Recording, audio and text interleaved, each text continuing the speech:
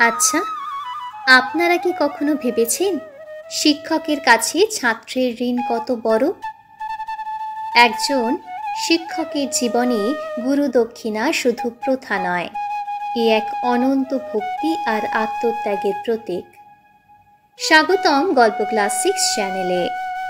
আজ শিক্ষক দিবস উপলক্ষে আমরা শুনব এক চিরকালীন কাহিনী, যেখানে আছে ভক্তি, গুরু শিষ্যের অটুট বন্ধন আর আত্মসমর্পণের অমর দৃষ্টান্ত। আমাদের আজকের গল্প উপেন্দ্র কিশোর রায়চৌধুরীর লেখা মহাভারতের কথার অন্তর্গত কালজয়ী একটি গল্প, একলব্যের গুরুদক্ষিণা। এই কাহিনীতে আছে শিষ্যের নিঃস্বার্থ ভক্তি, গুরুর মর্যাদা রক্ষার সংকল্প আর আত্মত্যাগের হৃদয়স্পর্শী শিক্ষা, যা আজও আমাদের অনুপ্রেরণা দেয়। চলুন শুরু করি আমাদের আজকের গল্প, একলব্যের গুরুদক্ষিণা। একদিন নিষাদরাজ হিরণ্যধনুর পুত্র একলব্য আসিয়া ভূমিতে লুটাইয়া অতি বিনীতভাবে তাহাকে প্রণামপূর্বক করজোড়ে তাহার সম্মুখে দাঁড়াইল।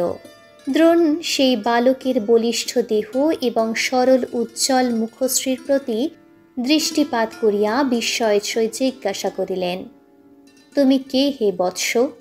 কাহার পুত্র? কি জন্য আসিয়াছ? একলব্য মাথা হেঁট করিয়া জোর হাতে বলিলেন, ভগবান, আমার নাম একলব্য, পিতার নাম হিরণ্যধনু, জাতিতে নিষাদ। দয়া করিয়া আমাকে শিষ্য করিলে আপনার চরণ সেবা করিয়া কৃতার্থ হইব। একলব্যের মুখের দিকে চাহিয়া দ্রোণের মনে যে স্নেহের সঞ্চার হইয়াছিল, তাহার পরিচয় শুনিবা মাত্র তাহা শুকাইয়া গেল। নিষাদের পুত্র ম্লেচ্ছ জাতি, তাহাকে স্পর্শ করিলেও পাপ হয়। তাহাকে কি কখনো শিষ্য করা যাইতে পারে? না সকলের সঙ্গে সমানভাবে মিশিতে দেওয়া যাইতে পারে? দ্রোণ তাহাকে অবজ্ঞার সহিত বলিলেন, তুমি ম্লেচ্ছের পুত্র, তুমি কি সাহসে আমার শিষ্য হইতে আসিয়াছ? একলব্য অনেক আশা করিয়া আসিয়াছিল। দ্রোণের এক কথায় তাহার সকল আশা চূর্ণ হইয়া গেল, কিন্তু তথাপি তাহার প্রতি তাহার ভক্তির কিছুমাত্র হ্রাস হইল না। তাহার ওই কথার পর সে আর তাহাকে কিছু বলিল না। সে নীরবে তাহার পায়ের ধুলা লইয়া ধীরে ধীরে সেখান হইতে চলিয়া আসিল। একলব্য এখন কোথায় যাইবে? দেশে ফিরিবে? না, দেশে যাইবার যে পথ, সে পথে তো সে আর গেল না। সে যে অন্য পথে বনের দিকে চলিয়াছে। বাস্তবিক সে বনে যাওয়াই স্থির করিয়াছে। ম্লেচ্ছের পুত্র হইলেও সে সাধারণ লোক নহে। যাহা শিখিতে আসিয়াছিল তাহা না শিখিয়া কখনোই সে দেশে ফিরিবে না। দেশ হইতে যাত্রা করিবার সময় সে মনে মনে দ্রোণকে গুরু করিয়া আসিয়াছিল। তিনি তাহাকে তাড়াইয়া দিয়াছেন, তাহাতে কি? তথাপি তিনি তাহার গুরু। যে বিদ্যা তিনি ইচ্ছাপূর্বক দান করিলেন না, ভগবানের কৃপা হইলে তপস্যা করিয়া সে সেই বিদ্যা তাহার নিকট হইতে আদায় করিবে। এই মনে করিয়া সে বনের ভিতরে আসিয়া মৃত্তিকা দ্বারা দ্রোণের এক মূর্তি প্রস্তুত করিল। তাহার সম্মুখে সেই মূর্তি, হাতে ধনুর্বাণ আর হৃদয়ে অটল প্রতিজ্ঞা। এইরূপে সে ভগবানকে স্মরণপূর্বক আশ্চর্য অধ্যাবসায়ের সহিত অস্ত্রের অভ্যাস আরম্ভ করিল। এইরূপে অনেক দিন চলিয়া গেল। ইহার মধ্যে একদিন পাণ্ডব এবং কৌরবগণ মৃগয়া করিবার জন্য রথারোহণপূর্বক সেই বনে আসিয়া উপস্থিত হইলেন। তাহাদের একজন সঙ্গে করিয়া একটি কুকুরও আনিয়াছিলেন। রাজপুত্রেরা মৃগয়ার সন্ধানে বনে প্রবেশ করিলে সে কুকুর স্বভাবতোষে চঞ্চলভাবে ছুটিয়া বেড়াইতে লাগিল। সে স্থান হইতে একলব্যের আশ্রম বেশি দূরে ছিল না। কুকুরটা ঝোপে ঝোপে উকি মারিয়া আর গাছে গাছে শুকিয়া ক্রমে সেইখানে আসিয়া উপস্থিত হয়। আর একলব্যকে দেখিয়া বা মাত্র সে নিতান্ত ব্যস্ত হইয়া ঘেউ ঘেউ করিতে থাকে। ইহাতে একলব্যের অতিশয় অসুবিধা বোধ হওয়াতে সে একেবারে 7টি স্বর মারিয়া তাহার মুখ বন্ধ করিয়া দিল। রাজপুত্রেরা শিকারে ব্যস্ত। এমন সময় কুকুরটি নিতান্ত জড়সড়ভাবে তাহাদের নিকট আসিয়া উপস্থিত হইল।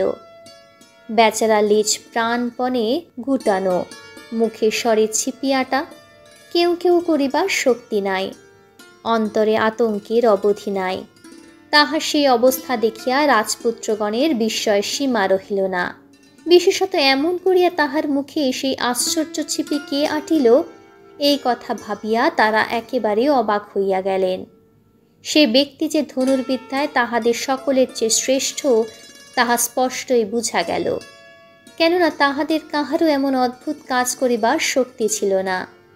সুতরাং রাজপুত্রদের আর স্বীকার করা হইল না। তাহার পরিবর্তে এখন সেই অসাধারণ বীরকে খুঁজিয়া বাহির করাই হইল তাহাদের প্রধান কাজ। অনেকক্ষণ বনে বনে অনুসন্ধান করিয়া শেষে তাহারা দেখিলেন যে এক বিশাল দেহ জটাধারী কৃষ্ণবর্ণ পুরুষ এক মনে কেবলই স্বর নিক্ষেপ করিতেছে। তাহারা ইহাতে অতিশয় আশ্চর্য হইয়া জিজ্ঞাসা করিলেন, তুমি কে? সে বলিল, আমি নিষাদরাজ হিরণ্যধনুর পুত্র এবং দ্রোণাচার্যের শিষ্য। আমার নাম একলব্য। ইহার পূর্বে রাজপুত্রদিগের যেমন আশ্চর্য বোধ হইয়াছিল, একলব্য দ্রোণাচার্যের শিষ্য এ কথা শুনিয়া তাহাদের তেমনি অভিমান হইল। সুতরাং তাহারা আর বিলম্ব না করিয়া সেখান হইতে একেবারে দ্রোণের নিকট উপস্থিত হইয়া বলিলেন, গুরুদেব, আমাদের কি অপরাধ হইয়াছে যে আপনি আমাদিগকে ছাড়িয়া নিষাদপুত্র একলব্যকে এমন চমৎকার শিক্ষা দান করিলেন?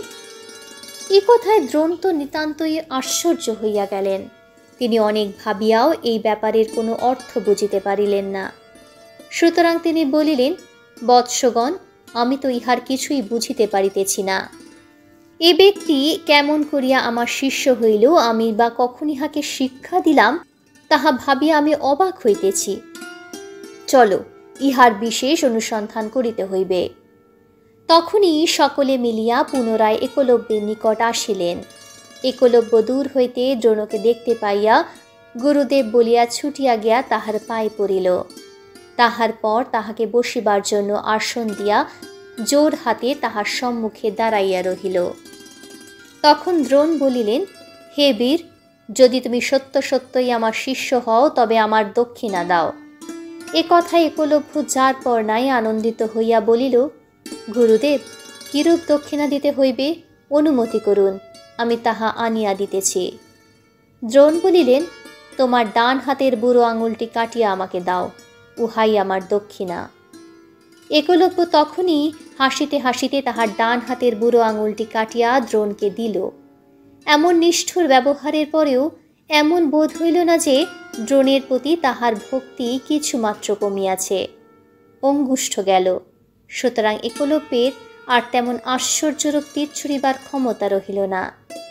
ইহাতে দ্রোণাচার্য এবং তাহার শিষ্যগণ অতিশয় আনন্দিত হইয়া সেখান হইতে চলিয়া গেলেন।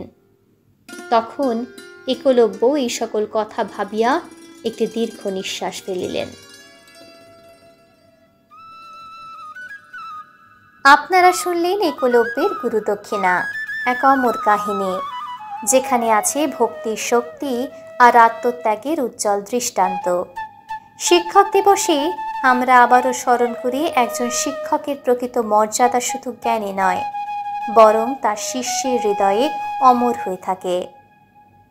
আপনাদের যদি গল্পটা ভালো লেগে থাকে তাহলে গল্প ক্লাসিক্স চ্যানেলটিকে সাবস্ক্রাইব করুন, গল্পটিকে লাইক করুন, আর ভালো লাগলে কমেন্ট করুন, আর শেয়ার করুন আপনাদের বন্ধুদের সঙ্গে, যাতে এই শিক্ষার আলো আরও অনেকের কাছে পৌঁছে যায়। শ্রোতাদের জানাই শিক্ষক দিবসের আন্তরিক শুভেচ্ছা। আবার ফিরে আসব এক নতুন গল্প নিয়ে। ততক্ষণ পর্যন্ত ভালো থাকুন।